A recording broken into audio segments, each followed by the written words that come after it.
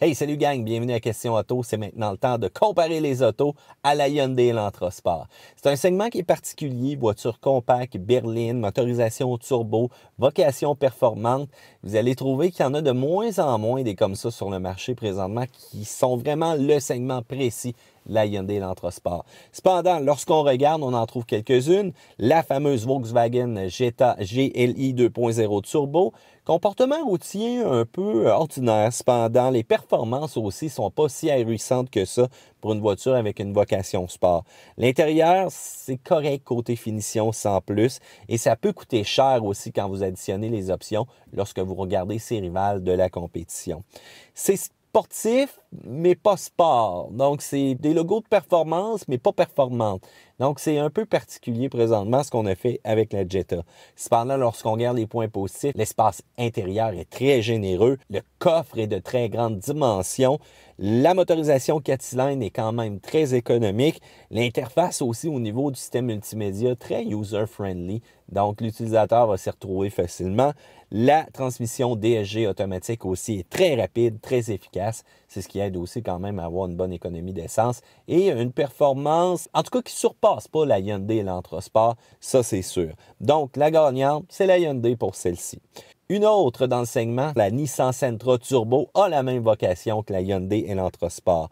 La finition est un peu plastique à l'intérieur cependant. C'est une CVT et non une double embrayage, donc moins orientée performance, même si on va simuler les vitesses lorsqu'on va être en mode accélération. Ça manque un peu de sonorité aussi quand on compare la ligne d'échappement à la Hyundai versus la Sentra. Ouh, que c'est bizarre. Pas nécessairement de punch plus que la Hyundai, mais beaucoup plus que la Sentra ordinaire, beaucoup plus dynamique aussi. Ça, c'est quand même tant mieux. Très abordable, ça, Nissan l'ont quand même toujours eu. C'est la qualité aussi japonaise, la fiabilité. L'espace intérieur pour une petite Sentra comme ça, c'est assez généreux. La manuelle aussi, la transmission est quand même assez précise. Le look est un peu plus anonyme cependant. On accole tout simplement une mention turbo. On accole tout simplement une mention que c'est leur modèle le plus sportif. Mais du côté look, on ne se démarque pas vraiment avec d'autres différences majeures, tant à l'intérieur qu'à l'extérieur.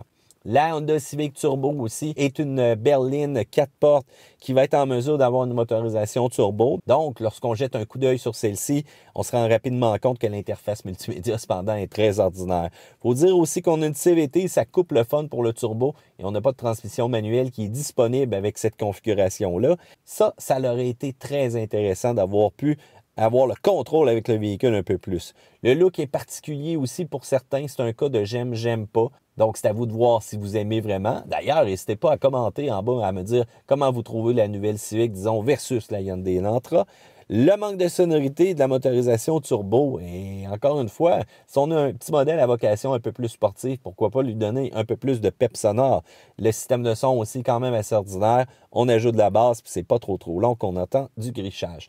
Des côtés positifs, cependant, il y en a quand même plusieurs. On parle de la voiture de l'année qui a remporté plein de prix un peu partout. Le look est très unique. On ne retrouvera pas une voiture similaire sur le marché à la Civic. Et ça, c'est tant mieux. L'économie d'essence est là, même pour la motorisation turbo. L'espace intérieur, on se rapproche énormément d'une Honda Accord. Sécuritaire aussi, donc n'importe quel test de collision qui a été fait avec la Civic ont vraiment démontré que c'était un excellent véhicule de ce côté-là. J'inclus pas nécessairement la Honda Civic SI parce que, premièrement, on ne peut pas l'essayer. C'est un modèle d'avenir, il n'est pas encore sorti. Cependant, ça va être la plus puissante des Honda Civic SI qui aura jamais existé. Honda nous promet vraiment une voiture qui va se démarquer. Fait que malheureusement, la SI aurait probablement remporté mon cœur en match comparatif avec la Elantra. Cependant, je préfère le côté un peu plus funky, pépé que la Elantra Sport A versus la Civic SI, surtout en mode transmission manuelle. Ça faisait le tour un peu pour les véhicules dans le segment, mais vous nous avez posé des questions, gang. Vous avez rajouté des véhicules à comparer. Dans les commentaires, j'ai vu, prenez une Golf R. Non, c'est pas la même chose. Là, on parle plus d'une comparaison versus Subaru STI ou encore Focus RS. C'est sûr que c'est un excellent véhicule, mais quand on regarde la classe, c'est pas du tout la même chose. Mazda 3 GT, la seule chose, c'est que c'est une motorisation 2.5 pour que ça devienne intéressant. Atmosphérique, il n'y a pas de turbo. Ça cogne un petit peu dur côté suspension aussi avec les 18 pouces. Et on a une transmission automatique qui n'a pas de double embrayage, qui n'est pas nécessairement la plus rapide, mais au moins la manuelle fait quand même bien le travail de ce côté-là. Il faut dire cependant que le fun de conduire un véhicule Mazda est très, très intéressant. C'est très présent. La philosophie vroom vroom, on la ressent. La conduite est précise, même les contrôles sont très intuitifs à l'intérieur du véhicule. Le véhicule est top sécuritaire. Il faut dire aussi qu'on a une garantie illimitée en kilométrage. Donc, un choix quand même assez intéressant, mais j'aime le petit punch turbo aussi puis la sonorité qu'on a avec les Elantra Sport. WRX, eh bien, en partant, c'est une comparaison particulière. On se rapproche, oui, peut-être, mais lorsqu'on s'assoit à bord du WRX, on se rend compte qu'il y a un intérieur un peu rétro. On n'a pas gagné de prix comme la Elantra qui a gagné le prix du meilleur intérieur selon Wards Automotive. On pourrait avoir plus de punch aussi, malgré les chevaux vapeur qu'on annonce, il pourrait avoir un petit kick de plus. La fiabilité, des hauts, des bas. Si vous modifiez votre véhicule aussi, oubliez ça, là. Restez vraiment le plus stock possible, le plus d'origine possible. Lorsqu'on va se promener avec un WRX, c'est les sons de vent et il y a le système audio et même le système multimédia aussi qui est très ordinaire. Ça, c'est un peu dommage. Cependant, les points positifs, le all-wheel drive de Subaru, la fameuse traction intégrale qui est vraiment assez légendaire. Le fun de conduire qu'on a aussi ce véhicule-là. Le feeling d'être dans un véhicule de rallye. Il faut dire aussi qu'avec une des conditions hivernales qu'on a vues cette semaine, je vous le dis tout de suite, j'aurais choisi la WRX haut la main. C'est un véhicule qui est très le fun. On ajoute des pneus, on ajoute des clous.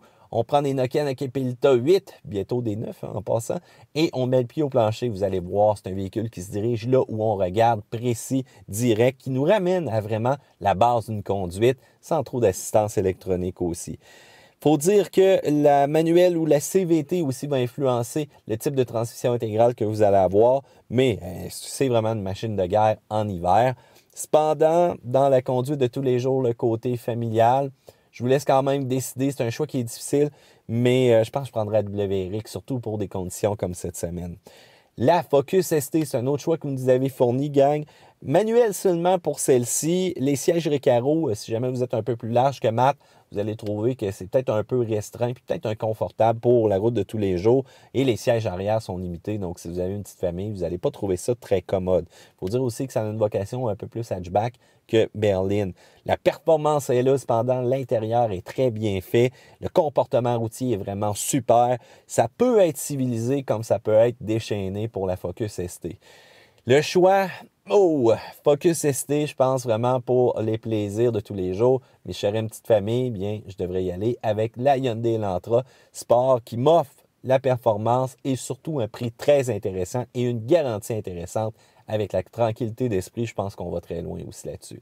Eh bien voilà, gang, ça fait le tour un peu des voitures qu'on voulait comparer. Vous pensez que j'en ai oublié une? Eh bien, n'hésitez pas, c'est dans la section en bas que ça se passe ici pour les commentaires. Je vous rappelle, faites un petit pouce en l'air si vous aimez la vidéo. Jetez un coup d'œil aussi à la description qu'on a fait. On vous a ajouté des liens sur d'autres vidéos de la Hyundai Elantra, voire même la playlist de celle-ci. Et n'oubliez pas, c'est par là qu'on s'abonne dans le coin en haut. Ouais, direct là, vous cliquez et vous allez avoir des notifications lorsqu'on va publier un prochain vidéo pour vous, gang, parce que c'est pas notre dernière vidéo. À plus!